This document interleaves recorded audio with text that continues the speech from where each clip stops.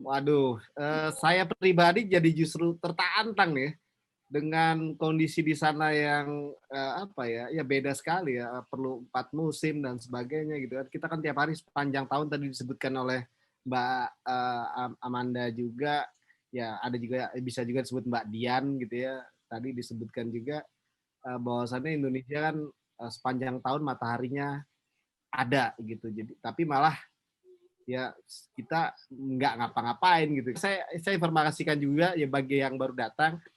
Tadi Pak Syarif ini dia melakukannya adalah dengan passion ya, Ya, dengan apa? Jadi memang tujuannya bukan untuk komersial.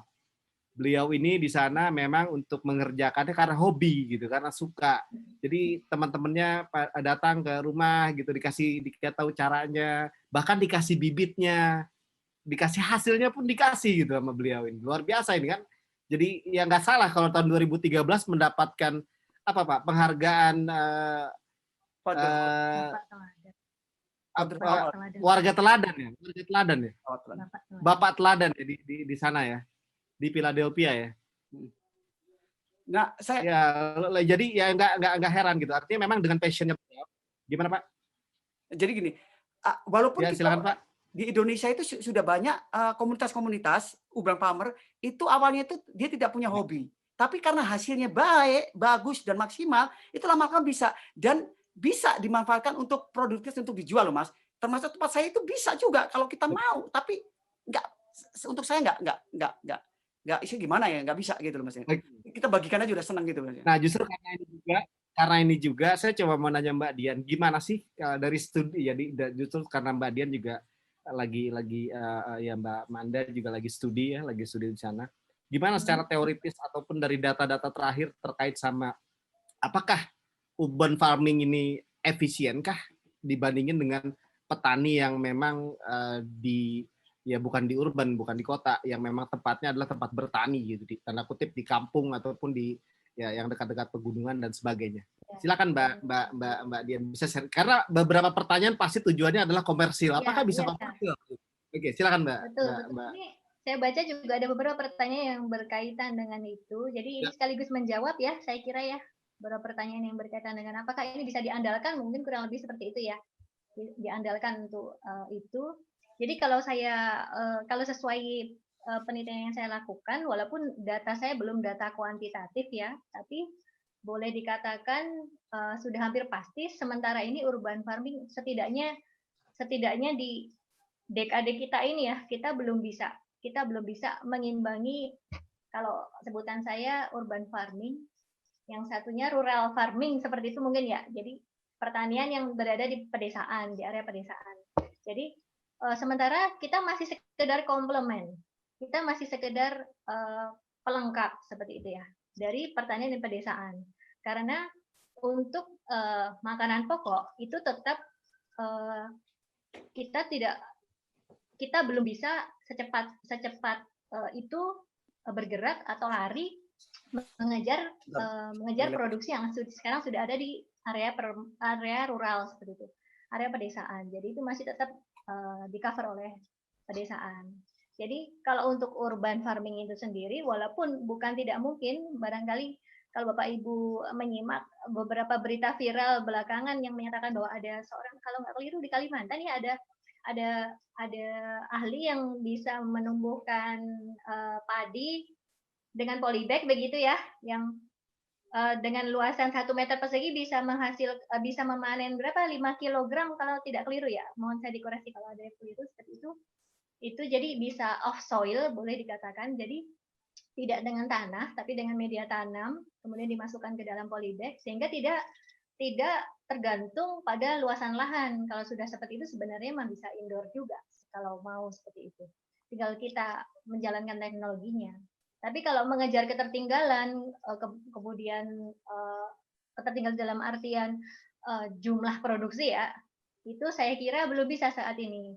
Jadi sekarang ini memang kita baru bangkit ya untuk memulai, terutama yang komersial juga sepertinya juga semangat untuk komersial itu juga baru mulai bertumbuhan sekarang ini seperti itu.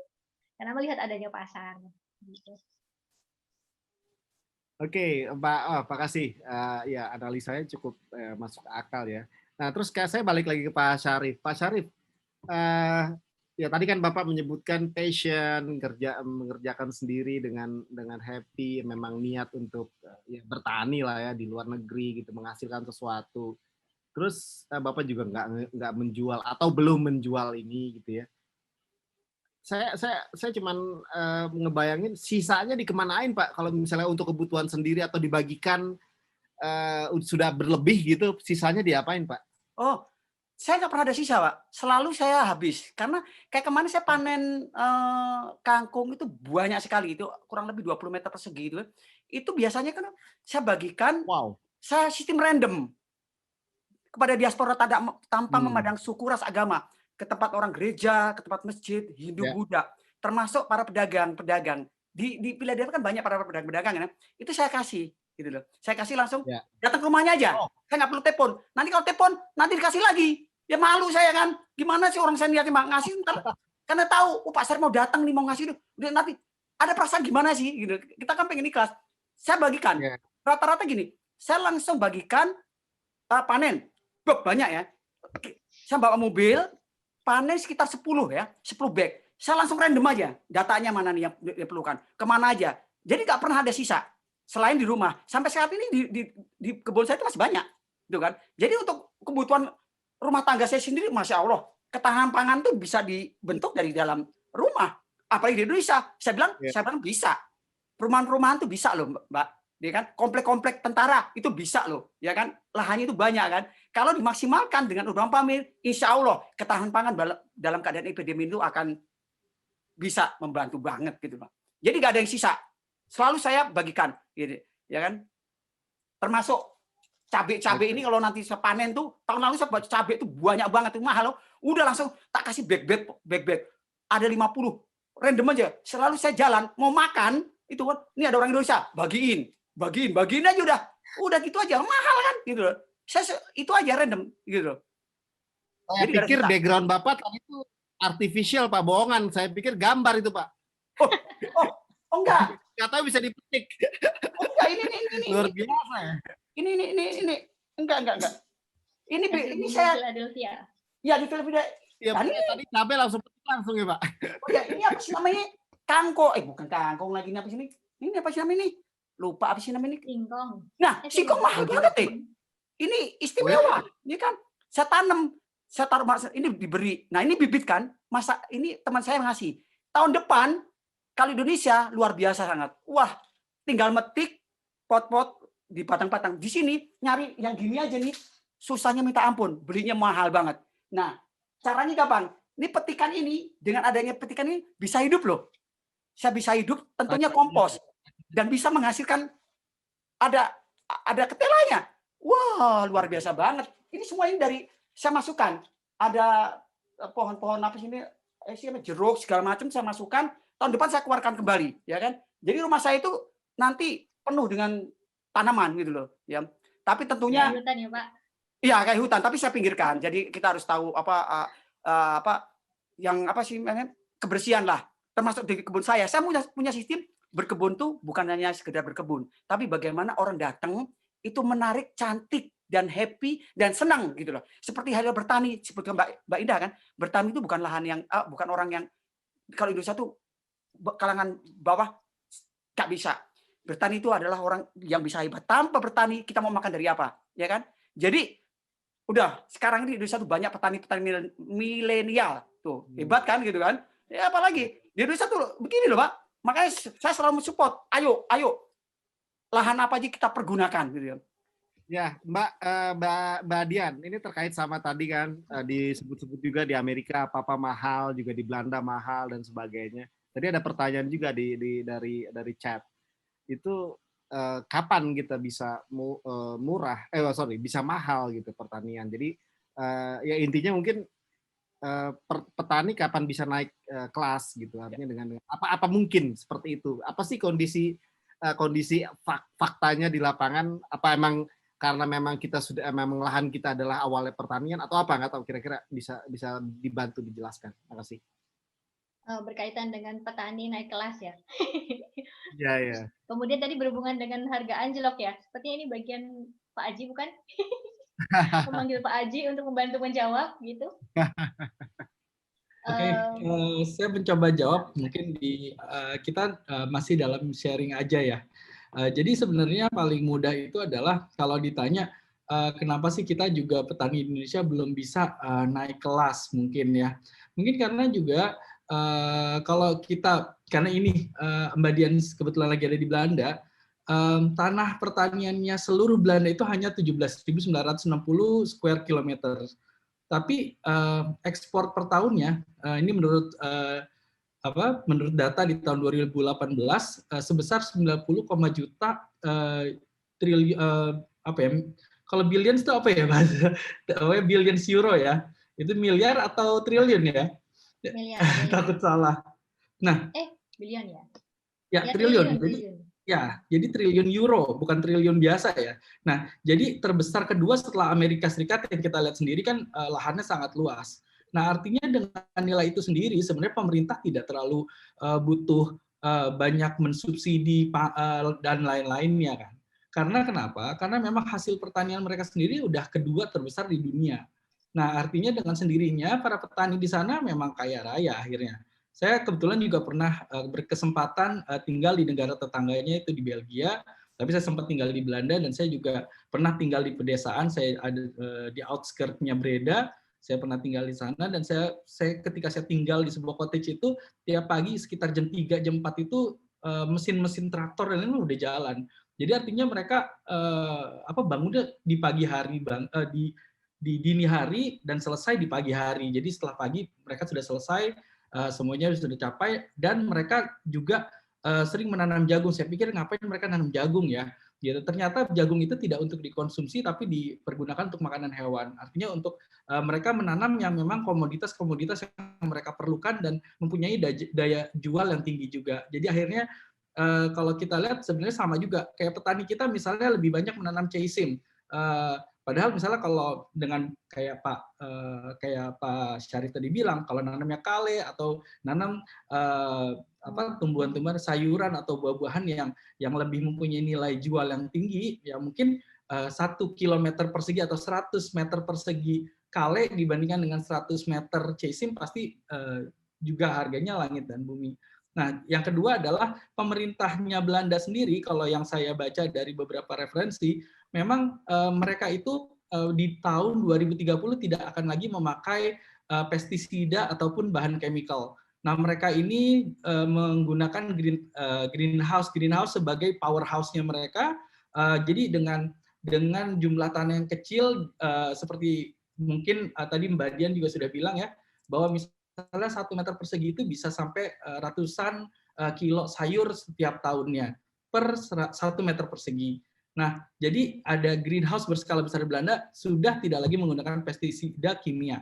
Nah, ini jadi sebenarnya mereka mau efisiensi. Akhirnya penggunaan air yang sedikit, penggunaan chemical atau kimia itu tidak lagi banyak, karena juga di Indonesia saya lihat dengan adanya pandemi dan pandemi ya COVID-19 sekarang ini juga menjadikan kita tuh lebih kayak kreatif gitu.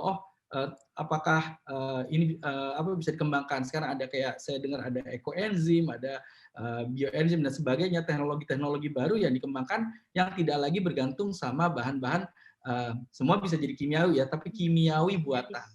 Ya. Jadi itu sih mungkin yang bisa ditambahkan. Nah, untuk misalnya lebih jelas, kami tentu di City Grower ini juga tidak akan berhenti di sini. Kita bisa saling sharing. Kami sekarang ini sangat fokus di Facebook fanpage dan juga Instagram. Jadi jika ada pertanyaan-pertanyaan yang belum tercover di sini, mungkin bisa ditanyakan di sosial media kami. Dan insya Allah kami juga Pak Bang Aji. Tadi saya Bang Bro Mas ya, pokoknya ya Pak ya. Untuk Mas Aji. Jadi ini barusan ada pertanyaan sih. Apa sih City Grower gitu? Ngapain sih bikin acara beginian gitu kan? Jadi tolong dijelasin sedikit lah gitu kepada teman-teman semua ini biar terbuka tentang City Grower. Ya, ketahui juga bahwasannya Bro Aji ini adalah founder barengan juga Mbak Dian dan beberapa rekan lainnya. Coba silakan sedikit sebelum saya ke floor ya untuk bertanya. Silakan Mas Aji jelaskan. Thank you Bro Riki. Jadi sebenarnya si City Grower ini sebenarnya simple.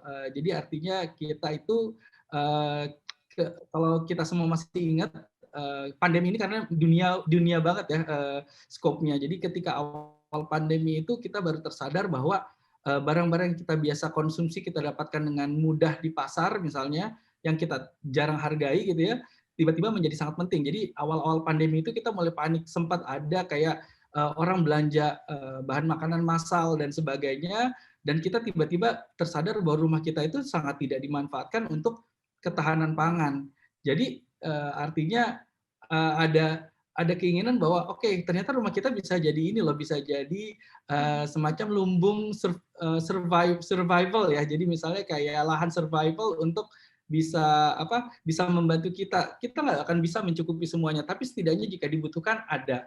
Tapi itu tidak akan terjadi kalau tidak dimulai dari awal. Nah, saya beserta dengan banyak orang yang baru mulai menanam ini, mulai berpikir bahwa oh, kita memang butuh membuat atau tergabung dalam sebuah inisiatif. Jadi City Grower itu adalah sebuah inisiatif sebenarnya dalam urban farming, menggunakan tanah yang tersedia ataupun yang tidak punya tanah, semuanya beton dan lain-lain, tapi kita bisa menggunakan polybag dan lain-lain untuk berkebun. Dan artinya ini juga ada dua, selain mempunyai nilai untuk ketahanan pangan, kita mempunyai cadangan seperti cabai, tomat dan sebagainya yang mudah tumbuh di halaman kita. Dan yang kedua juga dari segi kalau sekarang musimnya adalah mindful activities. Jadi kita juga sebenarnya berkebun itu juga cukup mereduce stress untuk orang-orang yang masih bekerja di rumah seperti saya dan juga teman-teman pada umumnya. Saat ini saya coba ke floor.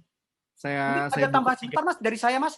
Saya boleh menambahkan soal petani. Kenapa kok petani Indonesia itu kok di kalangan bawah ya? Ini perbandingan di tempat saya Pak. Itu di petani-petani di Amerika, khususnya di tempat saya di Philadelphia itu kan ada petani kota ya. Itu yang lahannya saya bilang berhektar-hektar yang dikasih kepada komunitas. Itu sistemnya itu adalah hasil panennya itu kita tidak langsung dijual ke para pengijon, tapi kita bisa langsung ke wholesale. Itu ada salah satu organisasi besar, dan di wholesale itu langsung bisa dibeli oleh para pelaku bisnis, para pengusaha-pengusaha, yang otomatis petani itu langsung mendapatkan keuntungan langsung 1 poin. Sementara kalau di Indonesia kan tidak kan, banyak banget step by step-nya ya. Itu aja. Ya itu aja, kalau di sini tidak. Dan di sini juga ada organisasi itu membuat semacam kayak setiap seminggu, summer ya, seminggu sekali itu ada semacam kayak flea market. Itu adalah khusus untuk petani-petani organik. Itu langsung petani dengan pembeli. Jadi sangat menguntungkan. Ya kan, sementara di Indonesia kan saya tidak tahu kan. Ya sama, di Belanda juga. Oh sama kan? Nah, itu mungkin dari saya gitu. Makasih.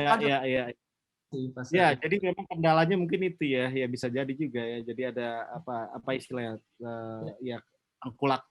Saya kira ada satu lagi barangkali pelajaran yang bisa kita petik dari Belanda, mungkin sekedar contoh ya. Karena di sini kan banyak orang yang tinggal di perkotaan dan memang tidak punya halaman. Terbayang yang tinggal di apartemen tinggi seperti itu ya, dia tidak punya halaman sama sekali, tapi sangat ingin bertanam seperti itu. Jadi rupanya pemerintah itu juga memang ada program pemerintah yang memang menyediakan untuk menyewa tanah tertentu yang dipakai untuk kebun dapur. Jadi itu akan dipakai, modalnya sewa per tahun seperti itu ya, oleh keluarga tertentu. Bebas disewakan kepada masyarakat. Ini sangat menginspirasi ya. Di Indonesia ada nggak ya?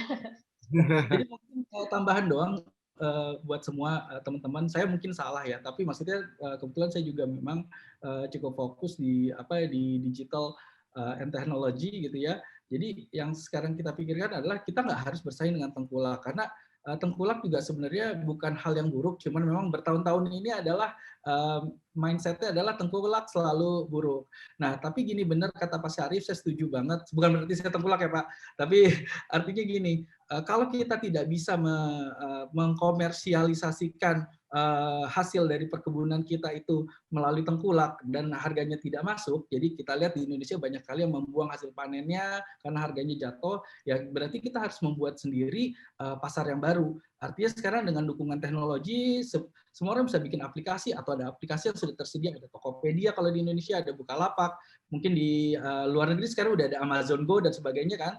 Nah ini juga mungkin adalah funnel-funnel yang bisa digunakan oleh kita untuk bisa memasarkan. Jadi kita punya alternatif pembuangan atau distribusi dari hasil-hasil yang kita kerjakan gitu.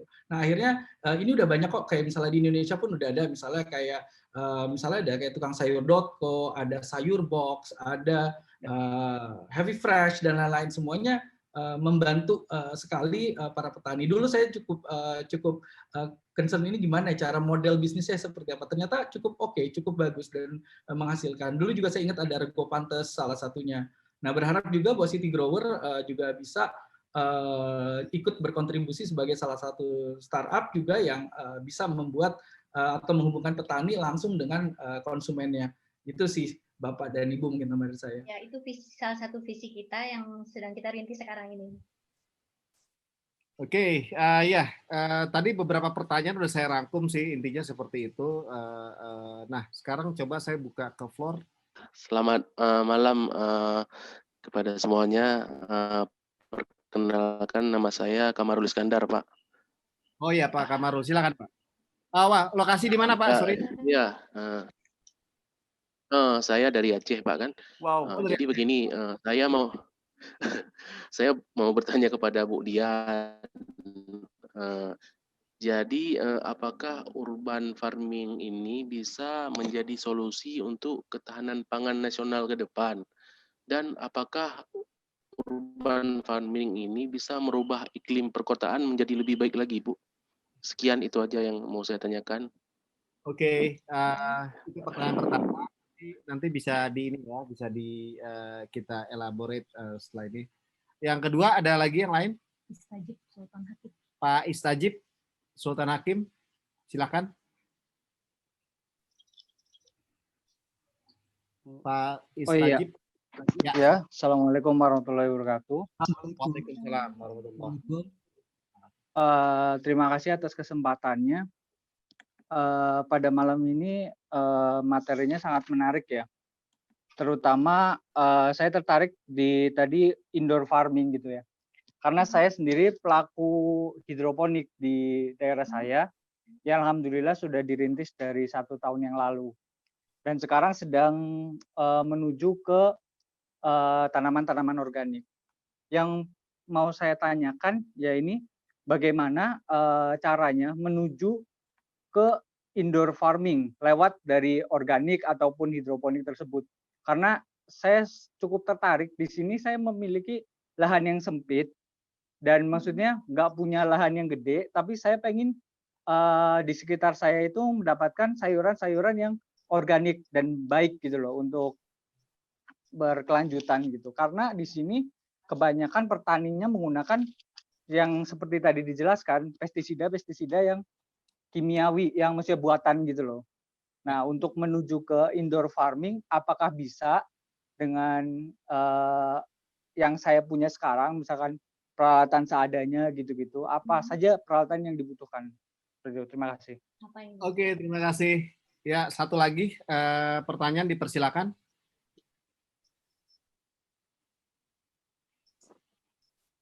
Masih ada yang mau bertanya? Siapa? Wahyulah, Pak Wahyulah. Assalamualaikum. Ya, waalaikumsalam. Ya, perkenalkan nama saya Wahyulah dari Yogyakarta. Mohon maaf, ya, saya belum bisa on kamera. Jadi nggak apa-apa. Ya, mohon maaf ya. Kebetulan saya ini milenial ya Pak ya. Milenial yang ingin mencoba berbisnis urban farming. Begini, Pak Istajib. Ya, Assalamualaikum warahmatullahi wabarakatuh. Waalaikumsalam warahmatullahi wabarakatuh. Terima kasih atas kesempatannya. Pada malam ini materinya sangat menarik ya. Terutama saya tertarik di tadi indoor farming gitu ya. Karena saya sendiri pelaku hidroponik di daerah saya, yang alhamdulillah sudah dirintis dari 1 tahun yang lalu. Dan sekarang sedang menuju ke tanaman-tanaman organik. Yang mau saya tanyakan ya ini bagaimana caranya menuju ke indoor farming lewat dari organik ataupun hidroponik tersebut. Karena saya cukup tertarik di sini, saya memiliki lahan yang sempit dan maksudnya nggak punya lahan yang gede, tapi saya pengen di sekitar saya itu mendapatkan sayuran-sayuran yang organik dan baik gitu loh untuk berkelanjutan gitu. Karena di sini kebanyakan petaninya menggunakan yang seperti tadi dijelaskan pestisida yang kimiawi yang maksudnya buatan gitu loh. Nah, untuk menuju ke indoor farming, apakah bisa dengan yang saya punya sekarang, misalkan peralatan seadanya gitu-gitu, apa saja peralatan yang dibutuhkan? Terima kasih. Oke, terima kasih. Ya, satu lagi pertanyaan dipersilakan. Wahilah, Pak Iya, Wahilah. Assalamualaikum. Ya, waalaikumsalam. Ya, perkenalkan nama saya Wahilah dari Yogyakarta. Mohon maaf, Ya. saya belum bisa on kamera. Jadi, Nggak apa-apa, nggak apa-apa. ya, mohon maaf ya. Kebetulan saya ini milenial ya Pak ya, milenial yang ingin mencoba berbisnis urban ini, urban farming. Begini, Bapak Saifullah kan sudah sukses kan dan menjadi teladan di pertanian di negara sana.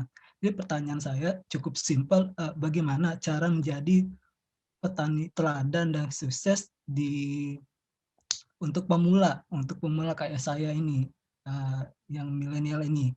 Dan lalu yang kedua, bila ingin mencoba bisnis di pertanian, itu modalnya itu harus berapa ya Pak ya?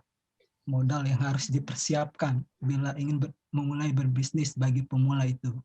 Terima kasih, itu saja pertanyaan saya. Oke, terima kasih. Pertanyaan untuk Pak Syarif atau untuk Ya. saya, karena sepertinya tadi diketik juga ya untuk saya. Betul ya? Iya, iya. Ya, sekarang untuk yang pertanyaan pertama dan kedua mungkin Mbak Dian bisa menjawab. Silakan. Baik. Pertanyaan pertama sebenarnya saya tadi sudah sempat singgung ya di awal pada saat kita diskusi. Jadi apakah urban farming ini kemudian bisa diandalkan untuk menjadi solusi bagi ketahanan pangan seperti itu? Saya kira kalau solusi total tentu tidak seperti itu ya, karena saat ini urban farming itu masih sebagai komplement atau pelengkap saja dari model pertanian yang sekarang ini sudah kita miliki.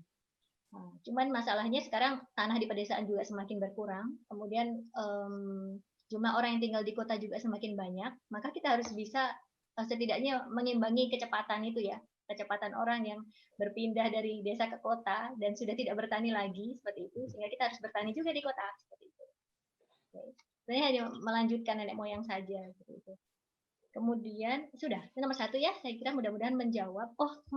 Urban farming bisa merubah iklim ya, perkotaan secara spesifik. Ada penelitian yang sudah membuktikan itu Pak, secara maksudnya sudah ada penelitian ilmiah yang membuktikan bahwa urban farming bisa mendukung mikroklimat ya di daerah tempat dia diaplikasikan seperti itu. Jadi di perkotaan, misalkan di perumahan, maka di area perumahan seperti itu dia bisa mendukung semacam mengurangi polusi, semacam itu ya. Bahkan sampai bisa membantu mengolah limbah juga, karena air limbah buangan dari kota itu sebenarnya bisa kita olah juga dengan kita menanam beberapa jenis tanaman seperti itu di rumah kita sendiri. Seperti itu contoh. Yang mudah-mudahan menjawab nomor satu. Nomor dua, berkaitan dengan tadi Mas Istajib Sultan Hakim ya, yang bertanya apakah saya bisa memulai indoor farming sementara haluan saya begitu ya. Nah, saya boleh katakan namanya pertanian itu mazhabnya macam-macam seperti itu ya. Tapi memang kita tidak bisa tunda urban farming ini seperti itu. Jadi saya beri acungan jempol yang sudah berusaha melakukan praktik-praktik itu seperti itu. Nah, dari organik ke indoor sangat bisa sekali. Untuk modal, saya kira saya tidak bisa sebutkan nominalnya. Nanti mungkin barangkali bisa dibantu searching harga. Kalau saya harga tidak terlalu hafal ya. Tapi indoor farming itu setidaknya kita berarti harus sediakan LED ya. Jadi lampu LED atau growing light gitu ya, yang kita pakai untuk sebagai pengganti matahari seperti itu. Nah itu terutama untuk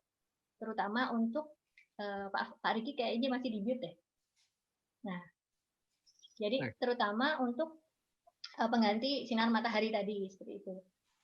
Hanya saya kira kalau misalkan kita punya ruang terbuka, maka alangkah baiknya kita gunakan ruang terbuka saja. Artinya yang memang sudah ada dengan sendirinya akses matahari, karena itu jauh lebih alami dan maka organiknya itu sungguh-sungguh organik seperti itu ya. Jadi sungguh-sungguh organik, benar-benar Mother Nature begitu ya, benar-benar anugerah alam seperti itu. Jadi kita tidak menggunakan sumber daya lain, maksudnya yang sintetis semacam growing light, lebih alami saya kira seperti itu. Jadi sebenarnya sih saya kalau saya sendiri saya termasuk yang pendukung organik juga gitu. Kalau misal bisa di luar lebih baik di luar. Nanti kalau misal kurang baru kemudian dimasukkan gitu ya. Mungkin ingin mengoptimalkan berbagai macam ruang kosong untuk bertanam silakan. Ya, saya rasa poinnya iya itu ya. Tadi kan dijelaskan matahari kita kan berlimpah. Jadi mungkin Pak Istajib ya mungkin saya ngebayangin rumahnya terlalu mepet, nggak ada tanah yang kosong gitu ya. Atau mungkin bisa dia manfaatkan atap atau apa gitu yang jelas bisa ya, rooftop gitu yang bisa dimanfaatkan. Karena kalau toh di dalam tentunya akan efeknya adalah menambah kos listrik, sebagainya seperti itu. Kalau di luar kan udah alam biar yang bekerja gitu kan tinggal. Nah sekarang Pak Syarif nih Pak, gimana Pak tips and triknya untuk para millennials gitu Pak. Jadi semangatnya Pak Syarif harus ditularkan nih Pak ke Indonesia nih Pak di kita sini nih karena luar biasa nih. Jadi inspiratif banget Pak Syarif ini di negeri yang 4 musim dan ya lihatnya berhasil dan ya ikhlas ridho gitu ngerjainnya kalau istilah saya nggak ada tedeng aling-aling nggak ada apapun jadi udah pengen berkebun aja kita sharing aja gitu gimana tipsnya Pak silakan Pak. Jadi gini tadi ada pertanyaan juga yang kok bisa jadi bapak teladan saya jawab ya. Jadi tip untuk milenial gampang sih bagi saya berbuat sesuatu itu berdasarkan keikhlasan terus tentunya itu ada punya semacam kayak planning itu perlu apa goalnya itu apa milenial itu apa goalnya untuk komunitas, untuk berdagang, atau untuk bisnis, terus pakai riset. Risetnya tuh pangsa pasarnya dijual kemana? Apakah pangsa pasarnya dijual ke masyarakat? Apakah pangsanya dijual kepada menengah ke atas? Tentunya akan beda-beda. Harganya akan beda. Kalau jual menengah atas mungkin levelnya bisa jual kangkung. Kalau di pasar bawah 3.000. Di atas kan nggak mungkin, ya kan? Dari segi bisnis mungkin karena kita kan ada pakai apa sih namanya motor segala macam kan? Itu segi bisnis dan itu mempermudah orang-orang di kalangan yang di atas tinggal duduk telepon tring aplikasi datang organik isi ya. Nah kalau dijual ke pasar kan beda ya kan. Nah itu jadi tentunya untuk para milenial saran saya terus terang berbuat semangat goal jangan pamrih itu aja dah membuatkan suatu komunitas itu loh dikumpulkan ya kan seperti halnya saya jawab juga kenapa kok saya bisa mendapatkan penghargaan saya nggak ngerti. Kok dibilang bapak teladan? Saya juga yang jelas penghargaan itu bukan dari diri saya sendiri, tapi orang lain yang melihat, ya kan? Dan perjuangan saya sampai sekarang bisa itu juga bukan secara instan. 10 tahun. Kalau orang Jawa sekarang tuh, kalau orang gaul tuh 10 tahun bro, gitu kan? 10 tahun bro gitu. 10 tahun gini. Artinya perjuangan itu proses. Jadi jangan lihatkan suksesnya, tapi bagaimana awalnya itu yang perlu ikhlas, semangat. Nggak pamrih, kita membagikan aja Pak. Yang tadi jawab kenapa kita membagikan aja. Tentunya kalau kita nggak munafik, ya kan? Kita bisa berbagi, tapi dalam rumah tangga tuh harus aman. Intinya itu. Sekarang kalau Bapak itu pengen berbuat sesuatu kepada masyarakat, gue pengen dikenal atau apa-apa, tiba-tiba nggak dikenal, sakit hati loh, ya kan? Lebih baik apa adanya, ya kan? Terus gue ada kelebihan kita bagikan ke masyarakat, bagikan ke tetangga, itu udah lama-lama seperti saya sama gimana misalkan orang pada datang kan, oh iya. Datang rata-rata mengapresiasi wartawan, media cetak, masyarakat, orang Amerika, publik, universitas pada datang itu mengapresiasi apa yang saya kerjakan, bukan apa saya kerjakan untuk orang lain supaya dia menghargai saya. Ini loh, gue berbuat sesuatu pengen negurin. Enggak saya, terus terangnya. Ya itu intinya hati lah. Kembali lagi kepada hati, apa niat Bapak itu untuk berbuat sesuatu kepada diri kita, masyarakat, termasuk negara. Karena dengan urban farming itu ketahanan pangan bukan secara tidak langsung membantu negara kan, ya kan? Itu otomatis. Dan satu, modal. Tadi dibahas kan, modalnya itu nggak banyak. Sekarang riset. Kalau orang pemula beli kayak ginian tuh buat motong-motong, cetok, alat-alat segala macam, pupuknya, komposnya kan pasti pakai modal kan? Ya, taruhlah misalnya 500.000. Indonesia kan udah mahal kan? Harganya kalau nggak salah uang itu kan turun kan? Nggak ngerti, pokoknya uang Amerika kalau bawa ke Indonesia itu kalau dulu gede sekarang jadi kecil kan? Nah, jangan lupa sekarang komunitas, bro. Dibilang apa? Kok bro, maaf, kok jangan ngomong bro. Jadi gini, sekarang tuh di Indonesia terus ada komunitas itu dapat bantuan loh. Terus terang loh. Kalau nggak salah kemarin saya habis sesi Zoom dengan Basnas, dengan dekan Pak Suya, aduh saya lupa, mohon maaf ya, dari dekan IPB. Itu ada dana 50 juta untuk komunitas, luar biasa.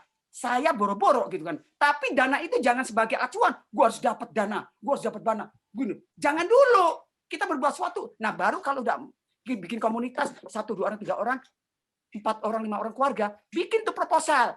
Bikin program, ajukan tuh ke Pemda. Pemda akan melihat kan, oh bagus, bermanfaat. Otomatis pemerintah akan menghargai, ya kan? Itu sebagai support, bukan sebagai kita tuh maaf kayak nyado dikasih. Karena apa? Kita sebagai masyarakat tidak butuh customer. Kalau kita dikasih terus sama pemerintah, kita nggak akan berjuang, kita nggak akan bisa. Tapi gimana kita selain dikasih subsidi, kita juga bisa mengembangkan. Itu yang kita berbuat. Yang penting bisa berbuat sesuatu dari kita sendiri. Intinya semangat itu loh. Yang kita tularkan tuh gimana? Gagal, ulang lagi, ulang lagi, terus, gitu aja. Dan kita harus bisa gitu loh. Jangan kalau kita bertandang tuh, jangan bilang, oh gue kalah, nggak bisa. Harus bisa, saya bilang gitu. Seperti saya, ya kan? Saya selalu gitu. Gagal, oke. Gue nanam gini kok kecil, tubuh gini, oh pupuknya kurang. Perbandingan tuh loh, pakai pupuk, oh tambah kurang. Jadi sampai berhasil, 3 kali bisa berhasil, ya kan? Itu mungkin saran saya, ya berbuat sesuatu yang penting dari niat dari kita. Jadi kita nggak perlu orang tuh melihat kita gitu, tapi orang akan melihat apa yang kita kerjakan, gitu kan? Terima kasih. Ya mungkin kita bisa ngambil tagline-nya Nike ya, just do it, gitu kan? Lakukan aja. Ya, apa salah ya kita koreksi gitu kan? Ini adalah proses. Nah sekarang ada saya coba tadi ada yang raise hand Pak Budi, Pak, dipersilakan Pak Budi Alwi Munawar, dipersilakan untuk bicara Pak. Pak Budi Alwi. Terima kasih Pak. Assalamualaikum warahmatullahi wabarakatuh. Waalaikumsalam warahmatullahi wabarakatuh. Saya appreciate untuk kedua pembicara kita malam hari ini, luar biasa. Makasih Pak. Banyak hal sebetulnya yang ingin saya bicarakan, Mas Arif. Pak Budi dari mana Pak? Sorry. Ya, dari Semarang Pak. Oh dari Semarang, oke ya. Ya. Kita ketahui bahwa Indonesia ini kan serba latah ya sebetulnya ya, Pak Sarif ya. Apalagi saat ini kondisi pandemi saat ini ya, banyak rumah tangga ya, terutama ibu-ibunya lagi demam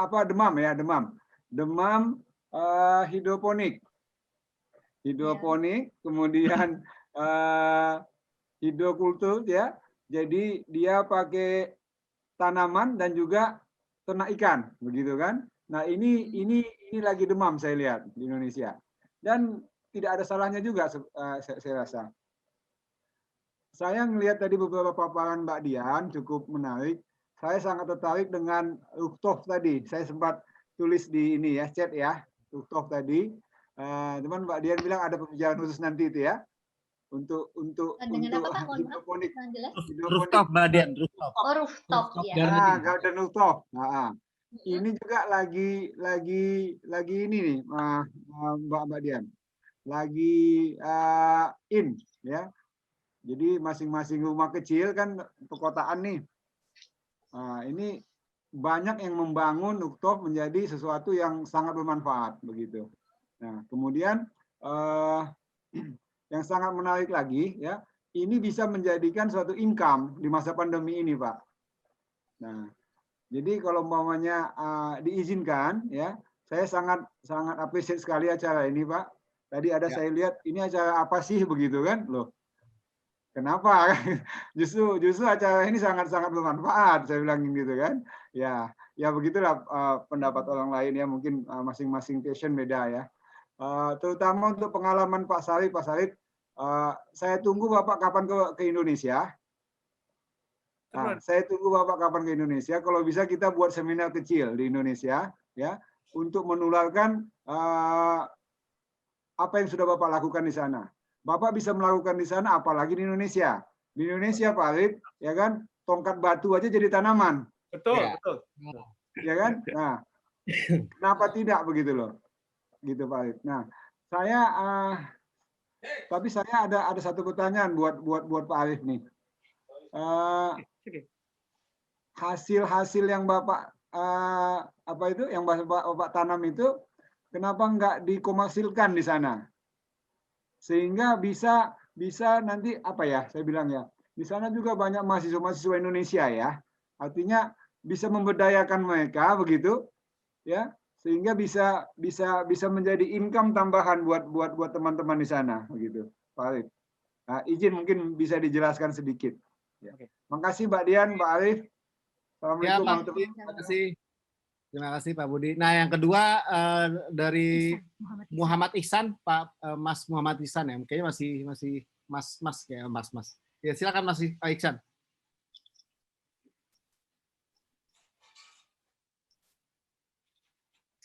Halo Mas Muhammad Ihsan, silakan. Ya, halo. Ya, silakan Mas. Oke, tadi sebelumnya terima kasih atas kesempatan yang telah diberikan oleh moderator. Mungkin saya ingin bertanya kepada kedua pemateri.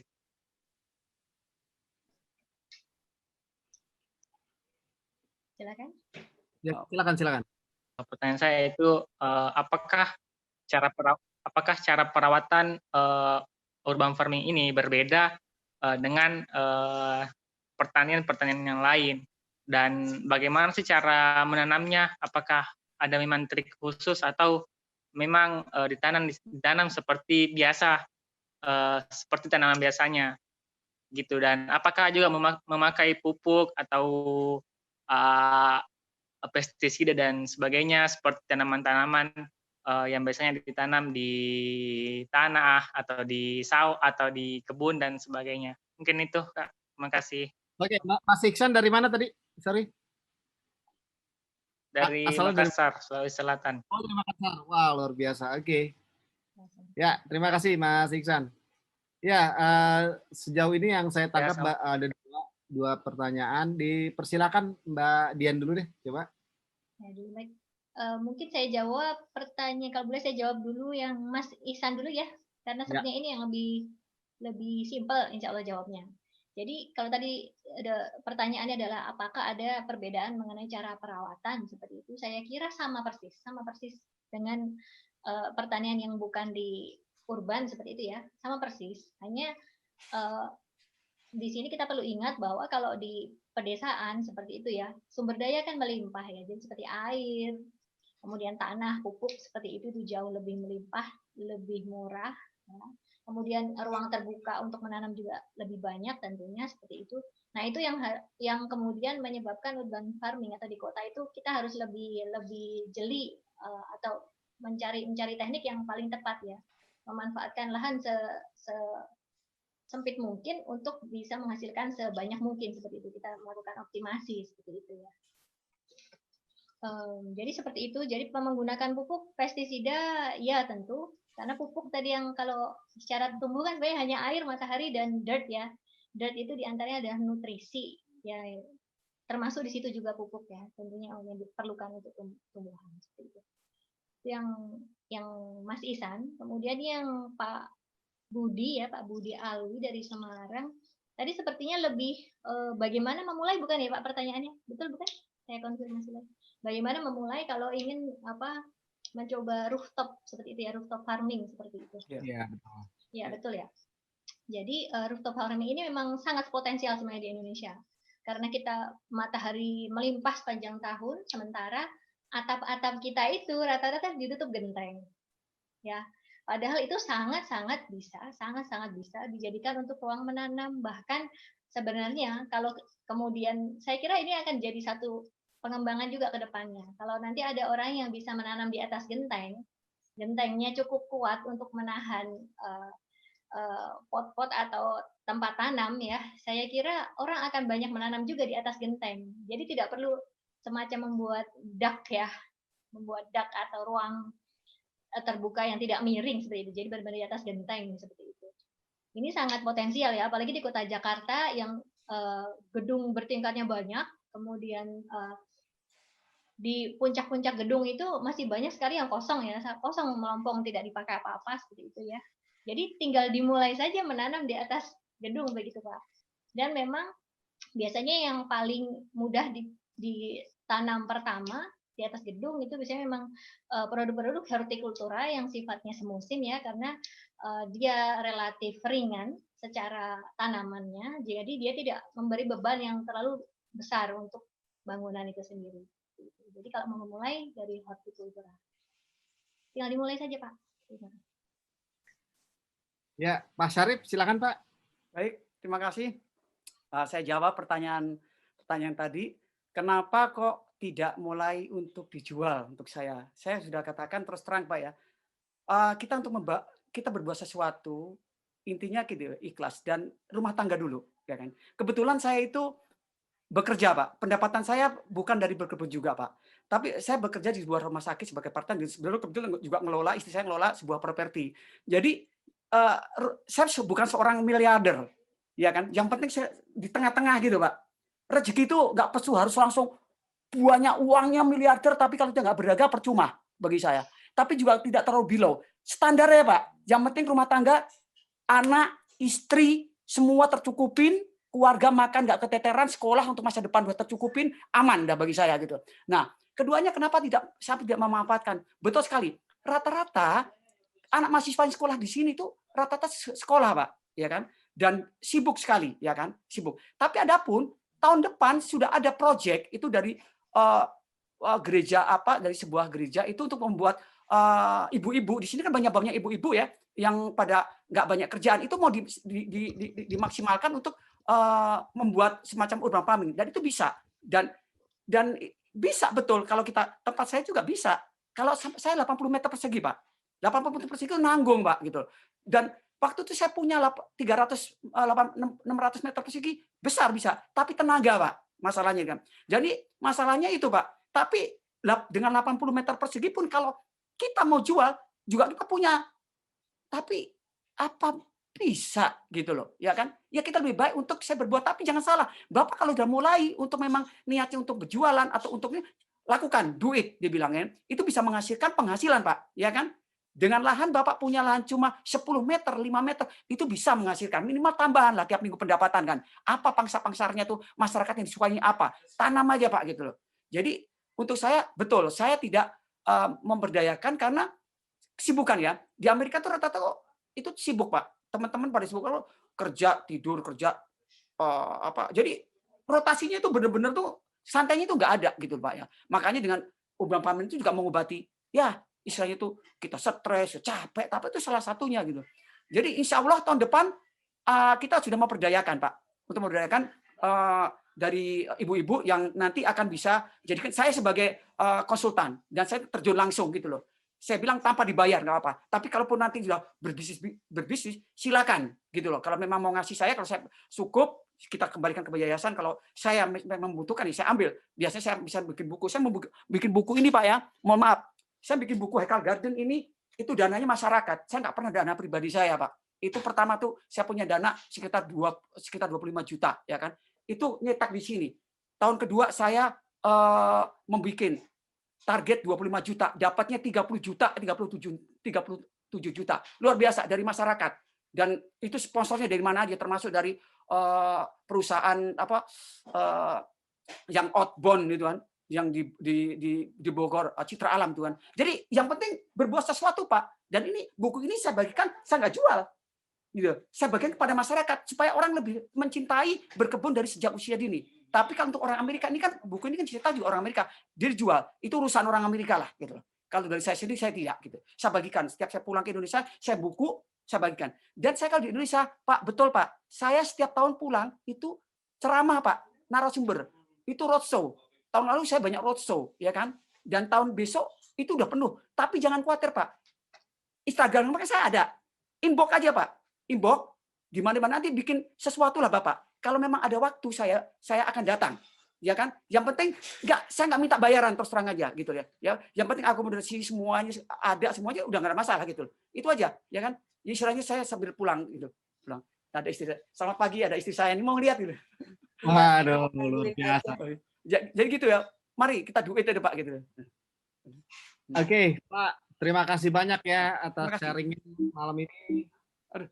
Ibu mana Ibu? Ibu, Ada baru ini. Ibu atas waktunya Bapak nih udah dikasih kesempatan untuk bicara.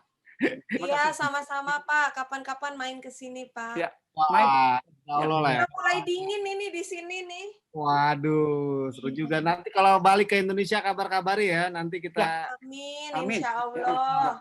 Senang saya menularkan ilmu itu sangat senang sekali. Ya. Mulut saya cerewet deh pokoknya. Yang penting semua melakukan duit lah. Senang banget saya. Ya, Bisa. ya, ya. Saya benar-benar senang. Apalagi kalau Ya, Pak Syarif ada sejahtera jangan saya sendiri kan. Pak Syarif kan ada rencana ke Indonesia ya, Ya, ada. tahun depan. Ya insya Allah. Tahun ini sebenarnya saya ada undangan dari Agroprod International Agroprod ya untuk ceramah untuk banyak banget. Tapi saya nggak bisa. Tahun ini nggak bisa. Kita ada pandemi. Tahun depan insya Allah gitu. Termasuk Ya, dari Mabes Polri, Mabes luar Angkatan Darat. biasa ya malam ini. Ya. Kita sudah ya udah 2 jam ya, hampir 2 jam.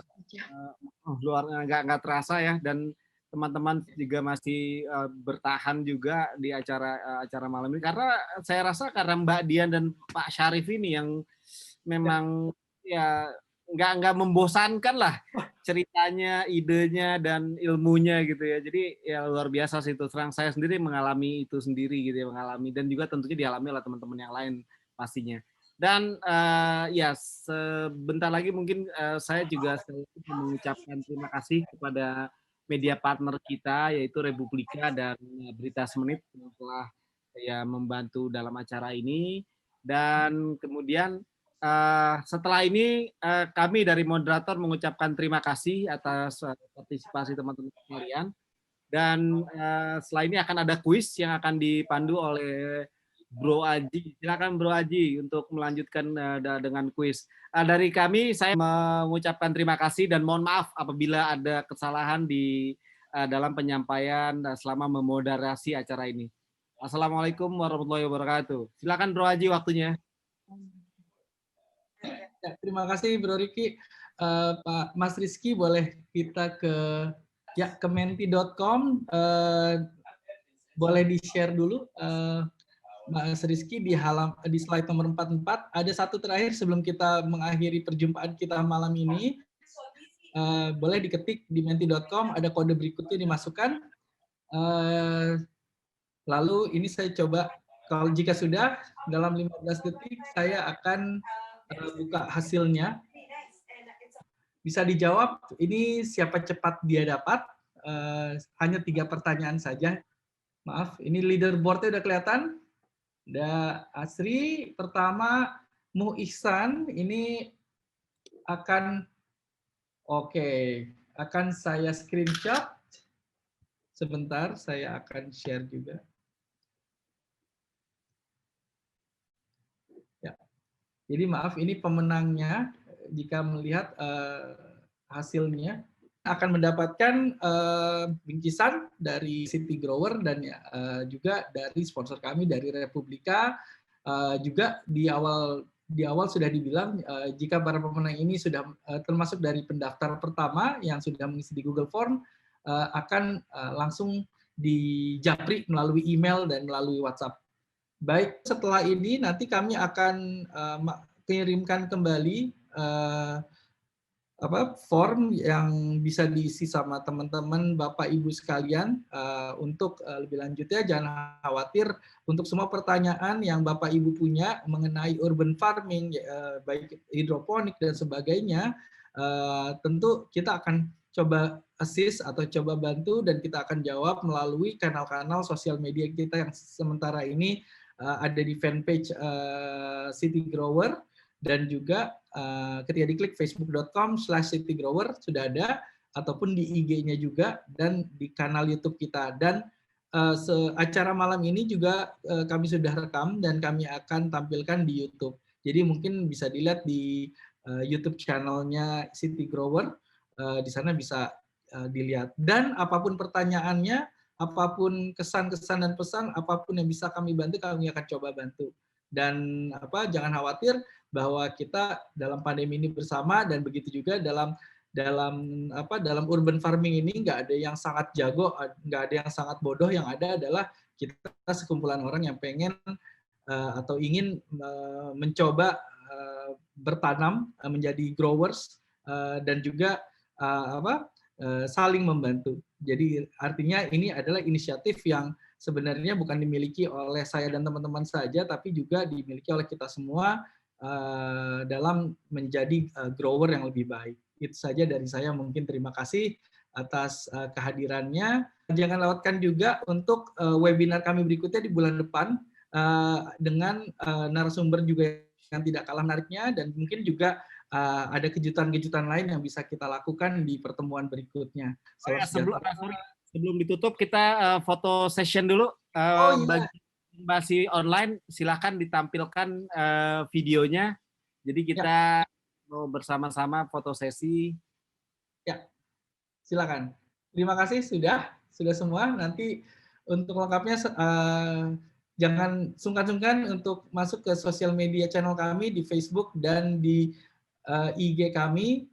Pokoknya cari aja City Grower, nggak bakal salah karena hanya ada satu City Grower. Kata, selamat malam dan sampai bertemu di lain waktu. Terima kasih banyak, Mbak. Ya, Mbak Dian, Pak Syarif, terima kasih Pak Syarif. Motor banget, Mas Riki, luar biasa moderatornya nih, sama yang lain, Mas Aji Kurniawan, mantap deh gitu. Sama ya, di sana ya, tetap bertani. Ibu partisipasinya. Terima kasih beliau Pak Budi, mau berkenan atas pertanyaannya. Terus berlanjut, tetap semangat ya. Sampai pukul 9 ya ini ya. Baik, terima kasih banyak semuanya.